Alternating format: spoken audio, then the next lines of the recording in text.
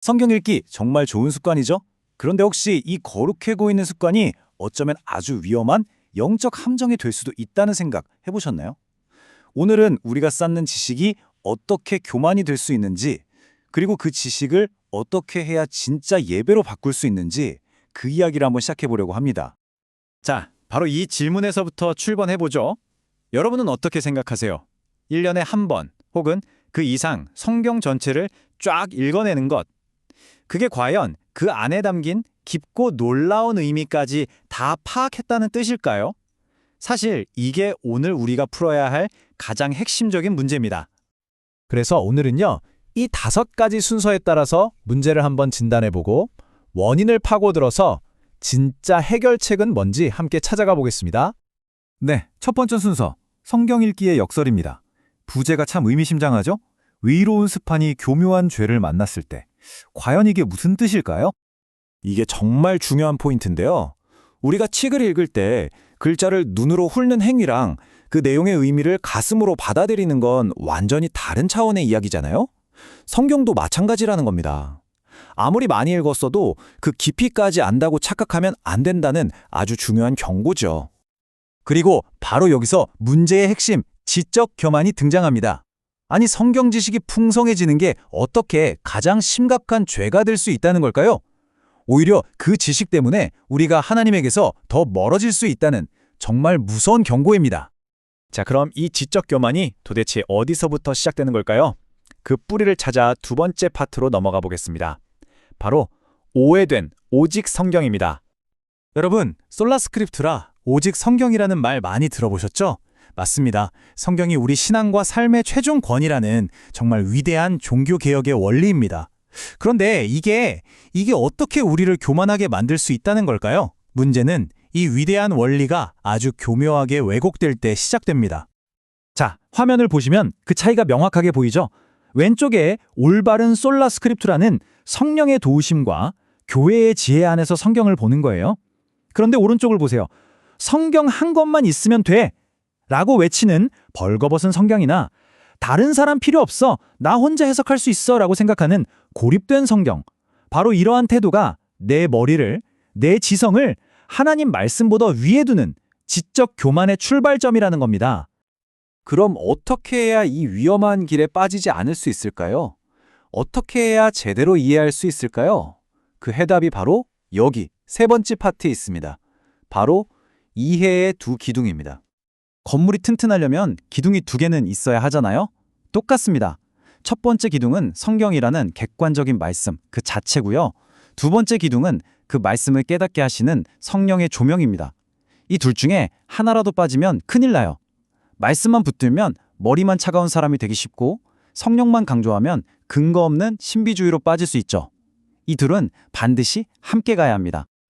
와, 이 말이 정말 핵심을 찌르죠. 우리가 성경을 읽을 때 단순히 단어 뜻이나 문법 구조를 파악하는 걸 넘어서야 한다는 거예요. 이 글을 쓰게 하신 진짜 저자, 바로 성령의 마음, 그분의 의도를 알아야 한다는 거죠. 결국 성령의 조명이라는 이 두 번째 기둥이 빠지면 어떻게 될까요?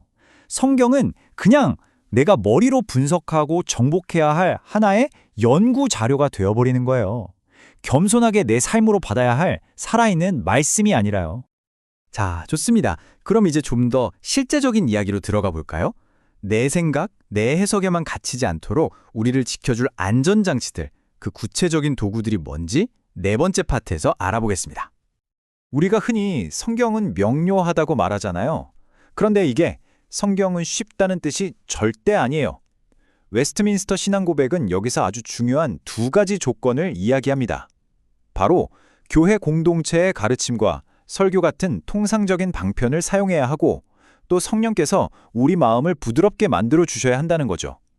이 2가지가 함께할 때 비로소 말씀이 우리에게 명료하게 다가온다는 겁니다. 아니, 왜 이렇게까지 다른 도구들이 필요할까요? 그냥 내 머리로 읽으면 안 되나?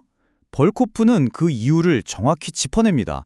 바로 우리의 지성 자체가 죄 때문에 이미 어두워져 있다는 거예요. 그래서 내 머리만 믿을 수가 없다는 거죠. 그러니까 성령의 도우심은 있으면 좋은 것이 아니라 반드시 있어야만 하는 필수 조건인 셈입니다. 결국 진짜 겸손은 이런 태도를 말하는 겁니다. 내 생각이 틀릴 수도 있겠구나. 이걸 인정하는 거죠. 그리고 내 개인적인 해석을 지난 2000년 동안 성령께서 이끌어오신 교회의 역사와 지혜 앞에 겸손하게 내려놓는 것.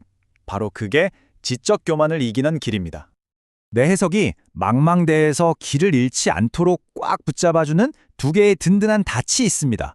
첫째는 어려운 구절이 나오면 내 생각대로 푸는 게 아니라 더 명확한 다른 성경 구절로 그 뜻을 찾는 거예요. 성경이 성경을 해석하게 하는 거죠. 둘째는 역사적인 희망 고백들입니다. 이건 지난 수백 년간 수많은 믿음의 선배들을 쌓아 올린 지혜의 결정체거든요. 이 두 가지가 우리를 안전하게 지켜줍니다. 자, 드디어 마지막 파트입니다. 우리가 이렇게 성경을 알고자 애쓰는 이유, 그 모든 지식의 최종 목적지는 과연 어디일까요? 그 답은 바로 지식에서 예배로 나아가는 겁니다. 존 칼빈의 이 말 정말 유명하죠? 이게 무슨 뜻이냐면요. 하나님이 어떤 분인지 알면 알수록 내가 얼마나 작고 부족한 존재인지도 함께 깨닫게 된다는 거예요. 그래서 진짜 지식은 우리를 교만하게 만드는 게 아니라 오히려 하나님 앞에 무릎 꿇게 만든다는 거죠. 자, 보세요. 지금까지 나눈 모든 이야기가 이 표 하나에 담겨 있습니다.